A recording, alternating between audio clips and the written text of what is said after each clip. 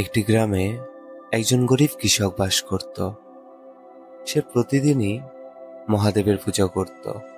তার জীবন ছিল দুঃখে কষ্টে ভরা, কিন্তু সে কখনো মহাদেবকে পুজো না দিয়ে অন্ন গ্রহণ করতেন না। কৃষকের সাধ্য অনুযায়ী মহাদেবের পুজো করত। সে প্রতিদিনই একটি বেলপাতা দিয়ে মহাদেবের পুজো করত। আশেপাশের লোকেরা হাসতো আর বলতো, এতে কি হবে, পাথরে পুজো দিচ্ছে, পাথরে কি কথা শুনে, পাথরে কি বা করবে। কিন্তু কৃষকের বিশ্বাস ছিল অটুট। এক রাত্রে প্রচন্ড ঝড়ে তার ঘর ভেঙে গেল, জমি নষ্ট হলো। কৃষক বসে কাঁদছিল, তবুও মনে ধৈর্য ও বিশ্বাস রেখে বললেন, মহাদেব আমাকে রক্ষা করো, তুমিই আমার ভরসা, তুমিই আমার শেষ সম্বল। অচিরেই এক সাধু তার দ্বারে এসে আশ্রয় চাইল।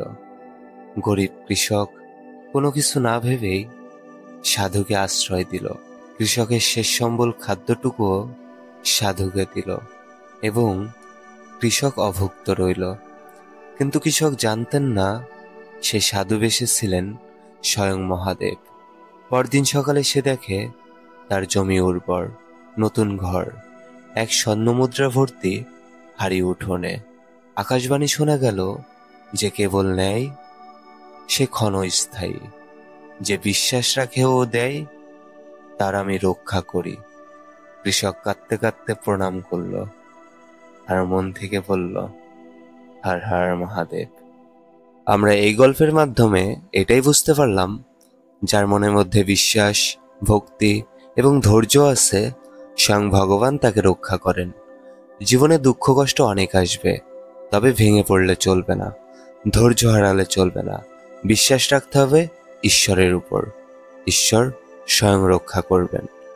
তো নমস্কার সবাইকে। ভিডিওটি আপনাদের কাছে কেমন লাগলো কমেন্ট বক্সে জানাবেন, এবং ভিডিওটি ভালো লেগে থাকলে লাইক শেয়ার করে পাশে থাকবেন।